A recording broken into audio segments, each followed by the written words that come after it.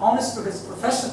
Businessman is required to do the fair things in his business and show the things that what it looks like, doesn't hide the bad qualities of the things and show the right one, and then underneath he is selling something that he doesn't show up on the surface. He should be fair in the measurement of the things. So everybody is responsible in his domain. And if we take it to the example of the head of the state or the chief executive, he is responsible for the whole state because his level is higher, his position is higher. So his accountability or responsibility is much higher than ours.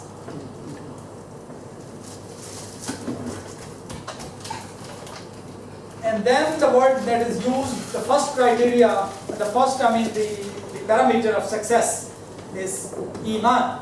Illa allazina amanu. Those people who did the good deeds, the righteous deeds, this is the base. Little meanings, I told you before, is to provide peace and tranquility, to have trust or testify, that is Iman.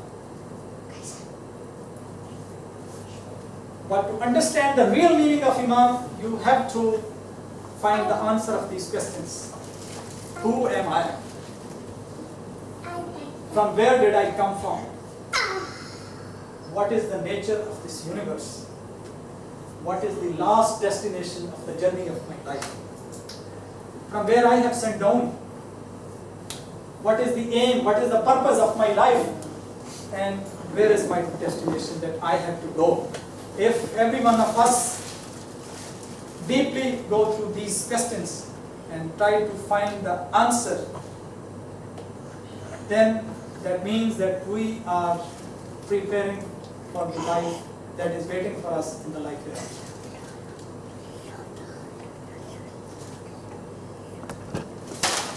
And I would suggest that every one of us should bear in mind, and some of the sisters are writing it down, so it's good to know about these four things. Actually, our arrangements for printing these notes I have sent yesterday, but our brother, he actually did print, but to err is human, he forget to bring those notes. Otherwise, all these things you might have in your hands, but we will uplink all this, the soft copy with Islamic course. We have the website, and after every lecture or every session, we upload these, the soft copies, the PowerPoints, and the other learning materials, and some suggested books or some suggested, websites for your in-depth understanding about the topic.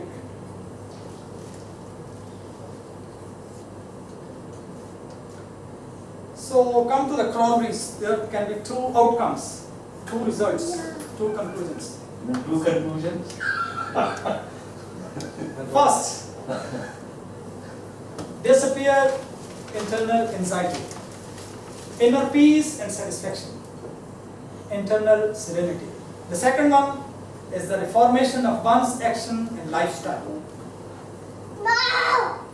Yes. And as one of the philosophers, Socratic doctrine that is called, he called knowledge is virtue and ignorance is vice. He said, if I don't know that, that is a blessing. To be an ignorant. That is not Islamic tradition, this is not. Islam put emphasis on learning.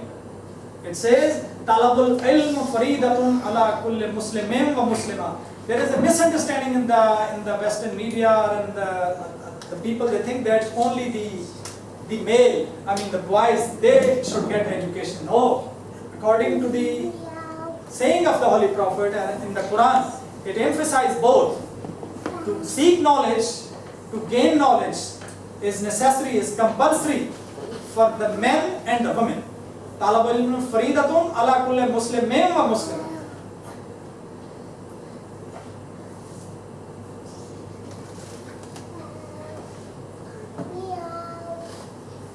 Now you took the example of the perception of two people. One man thinks that this universe has come into existence, that the answer of those questions that I have just question marked in the 2, 3, 4 slides before.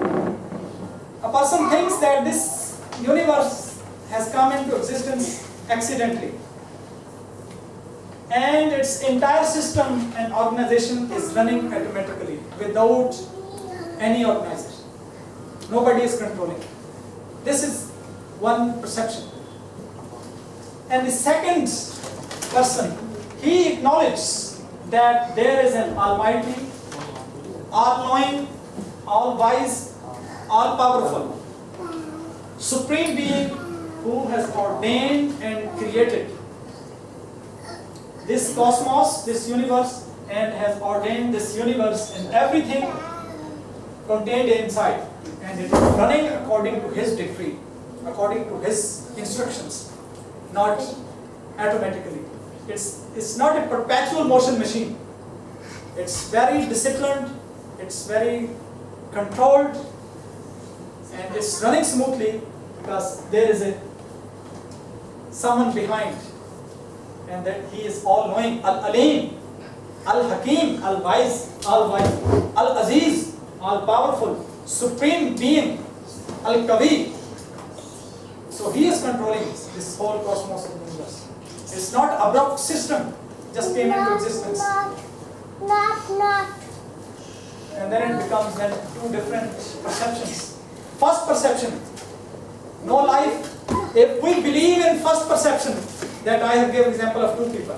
If we take an example of the first person, the first perception for that thinking, if we believe this is automatic system, then we have also to believe a logical sequence that there will be no life after this life. There is no life after death. And then no accountability, no responsibility, no reward or punishment. And I have read one sentence in English because it's not only the language, but it's only also the belief that you have, and then it depicts in the language. They say, eat, drink, and be merry. Because life is only for this: to drink, to eat, and be happy. Eat, drink, and be merry, nothing else.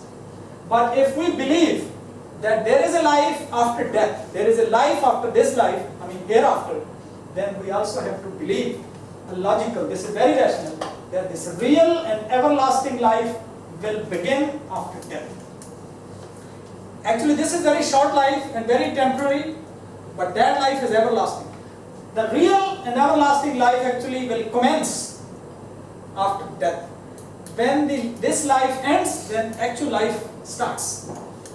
After death, every person will be answerable, will held accountable, not only for every action, but for every word and thought that he has done in this life.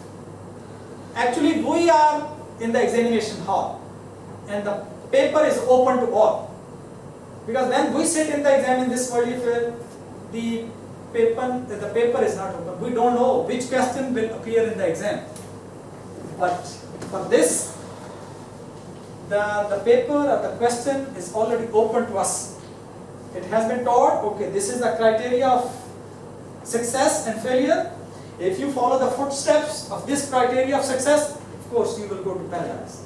If you will not follow this criteria and will not follow these footsteps, then you will go to the hell. So now it's up to us. This life actually is like an examination hall. We sit in and we have to prepare for the examination. And after death, actually, we have to enjoy the life in the paradise. That is the result, that is the outcome, that Allah will give His blessing and grace for us. And that life will have no end.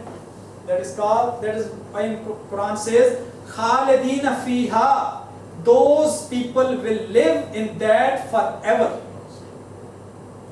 Khalidina fiha abada. And another.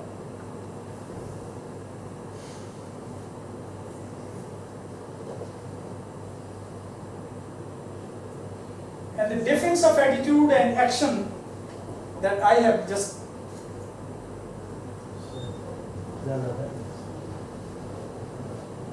clarified. The farmer would be enjoy every minute of this life as there is no life after it.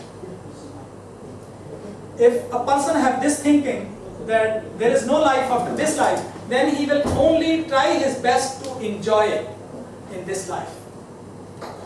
And this gratification or this greediness of this attraction of this instinct of enjoyment, he might not distinguish between right and wrong, lawful and unlawful, fair and unfair. Because if his goal is, if his aim is to just be happy or just to enjoy in this life, then he wouldn't care about how he get the money. He get the money by fair means or unfair means. But if he has not this thinking that only this life, then his attitude or his, if you see the reflection on his life, the reformation, that would be different. Then the second man, he would take every step in his life with caution and be very careful and would be conscious of his responsibility at all times. A man's belief or faith actually is essential, tremendous transformation in his life. If we don't have belief in anything, then it would not affect our actions. But if we have belief in something, it's very natural that it will affect our life. Why this person doesn't care about any responsibility and anything else are the means that you earn your living by unfair means or fair means or by hook or by crook. Even in the exam, some people use those unfair means because they think just to get the result is my criteria.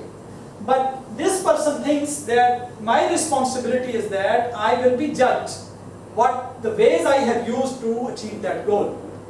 The goal should be okay and also the means should be okay. Not only we have to reach the destination, but we have to reach our destination using the fair means, not the unfair means. And we have to distinguish or differentiate between the right and the wrong ways. There is another saying of the Holy Prophet. This world actually is a paradise for a non-believer, but like a prison for a believer. Because his desires, his wishes, all of his thinking is limited.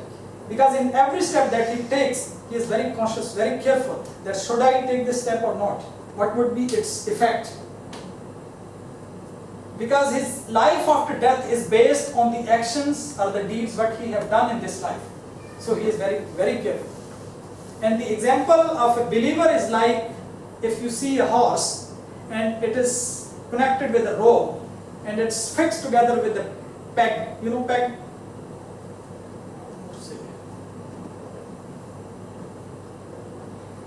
P-E-G, not P-I-G. If you put a hole in the earth and then a wooden stick like you fix inside and then it connect the rope with the horse. Actually horse can move around as much as the length of the rope. He can move around, but he cannot go beyond the length of the rope. Same is the case with the believer, is the moment that he has the freedom within the guidance of the Quran and Sunnah. According to the teachings of the Quran and Sunnah, what it teaches, he has the freedom, he can do whatever he likes, but within the domain, within those limits. He cannot go beyond the limits, he cannot cross the limit. This is the test. If he becomes successful in this test, then the life after death, the life hereafter, he will be victorious, he will be successful, and then he will enjoy all